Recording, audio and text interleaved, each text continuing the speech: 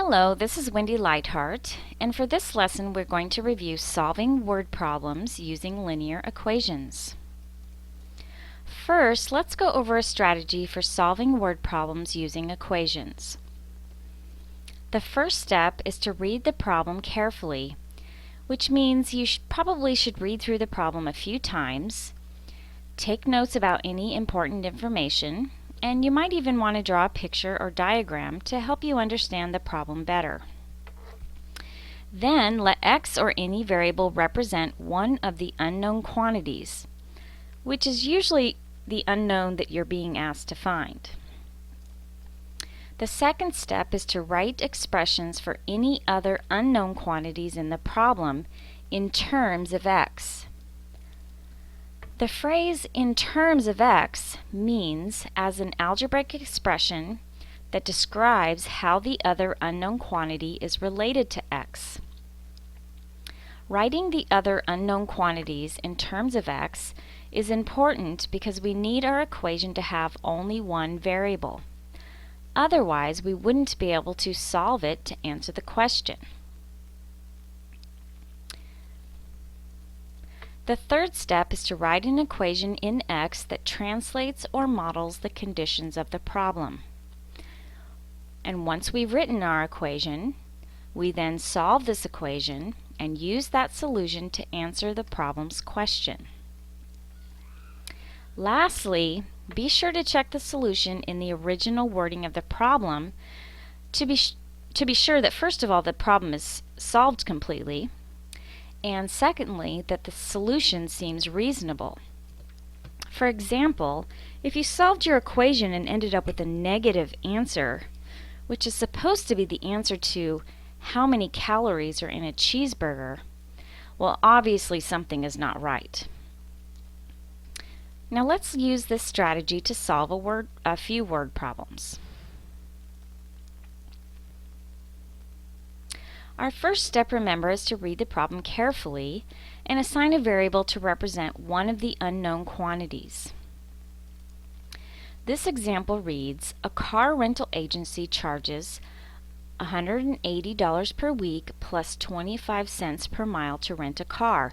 How many miles can you travel in 1 week for $395? Notice that what we're being asked to find in this problem is the number of miles a person can travel in 1 week for $395. So we'll let x represent the number of miles traveled in 1 week. Now let's think about this situation. If you rent a car from this car rental agency, how is the total cost to rent a car going to be calculated? Well, first you'll be charged a weekly charge, and then they will charge you for the mileage that you've driven. Some of these amounts we know, and some of them are unknown quantities. Since we need to know how many miles can be traveled in 1 week for $395, we need the total cost to be $395. We are also told that this agency charges $180 per week. We're only traveling for one week, so this will be a total weekly charge of $180. Moving on to the mileage charge, we are told that this agency charges 25 cents per mile. And this will be where we need to move on to the second step in our strategy, which is to write any other unknown quantities in terms of x. How is the mileage charge related to x? Well, if you travel 10 miles, for example, then you would be charged 25 cents for each of those 10 miles, which means you would multiply 0.25 times 10 to determine the mileage charge. So that's 0.25 times the number of miles that were driven. So the mileage charge is determined by multiplying 0.25 times x, since x represents the number of miles driven. Note that this is an algebraic expression that describes how the mileage charge is related to x.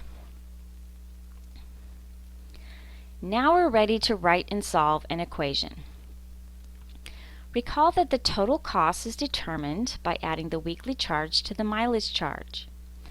Thus, the total of $395 is equal to the weekly charge of $180 plus the mileage charge, which is represented by 0.25x. So our equation is 395 equals 180 plus 0.25x. To solve this equation, we only have one variable term, so we'll leave it on the right side and move the constant term of 180 to the left side.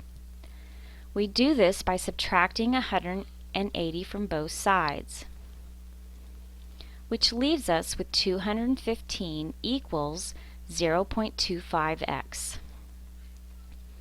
Our last step to solve this equation is to divide both sides by 0.25 in order to isolate the x. Our solution to this equation is x equals 860, and since x represents the number of miles traveled in a week, we'll include miles as our units on this solution. It's really important to always put units on your answers when you're solving word problems. Thus, you can travel 860 miles for $395. The last step, remember, is to check the solution in the original wording of the problem. Looking back at how the total cost is calculated for this particular agency, if we drove 860 miles in 1 week, we'd be charged $180 for the weekly charge, and the mileage would be calculated by multiplying 0.25 times 860, which would give you $215 for the mileage charge. If you add the $215 to the $180, you obtain a total cost of $395. So this answer makes sense and we can feel confident about our answer. Our next example reads, including 8% sales tax, a bed and breakfast inn charges $172.80 per night. Find the inn's nightly cost before tax is added. Since we need to find the nightly cost before the tax is added, we'll let x represent this unknown quantity. To answer this question, we need to understand how the total cost, including tax, is calculated.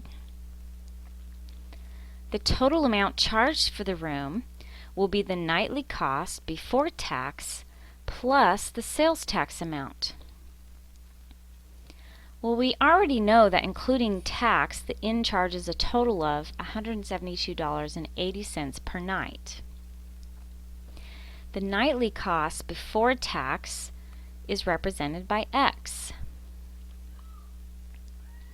Note that the sales tax amount is another unknown quantity, so we need to write an expression in terms of x to represent the sales tax amount. The sales tax rate is given to be 8%, so the sales tax amount is 8% of the nightly cost, which is x. Remember, we want to write an expression to represent a percentage of a number. So to do that, we must always convert the percent to decimal form and then multiply it by the number. Thus, the sales tax can be represented by the algebraic expression 0.08 times x. Note that if I didn't multiply 0.08 times x and simply added 0.08, this would amount to adding 8 cents to the nightly charge, which means the sales tax would be only 8 cents. So hopefully you understand that that definitely is not a reasonable amount for sales tax. So now we're ready to write and solve an equation to solve the problem.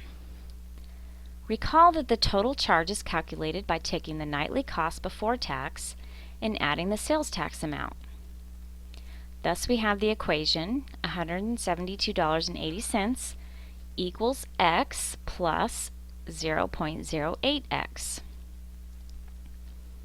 Note that we have like terms we can combine on the right side.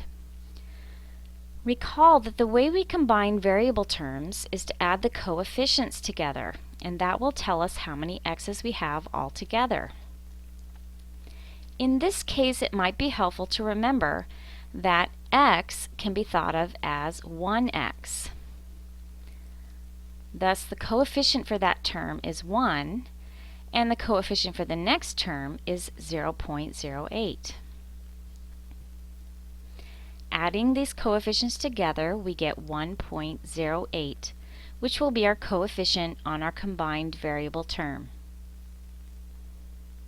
Notice that both sides are simplified completely, and so we only have a constant on one side and a variable term on the other side, which means we only have one step left to solve the equation, and that is to divide both sides by the 1.08 in order to isolate x.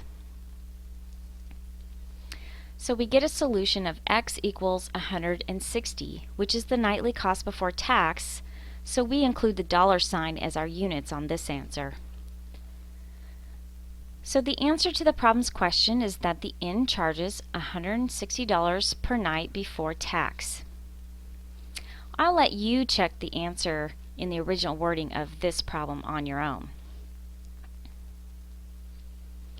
For this last example, we read, a repair bill on a sailboat came to $1,603, including $532 for parts and the remainder for labor. If the cost of labor is $63 per hour, how many hours of labor did it take to repair the sailboat? Since we're being asked to find the number of hours of labor were needed to repair the sailboat, we'll let x represent this unknown quantity. Now, to solve this problem, we need to think about how the repair bill is being calculated. Well, the total repair bill amounts to the cost of parts plus the cost of labor. We already know that the total repair bill was $1,603, and we know that the cost for parts came to $532, but we don't know how much of the bill was labor cost. We do know that they charge $63 per hour for each hour it takes to repair the sailboat, so we can represent the labor cost as 63 times x. Now we're ready to write and solve an equation to answer the question. So let's look at what we have so far.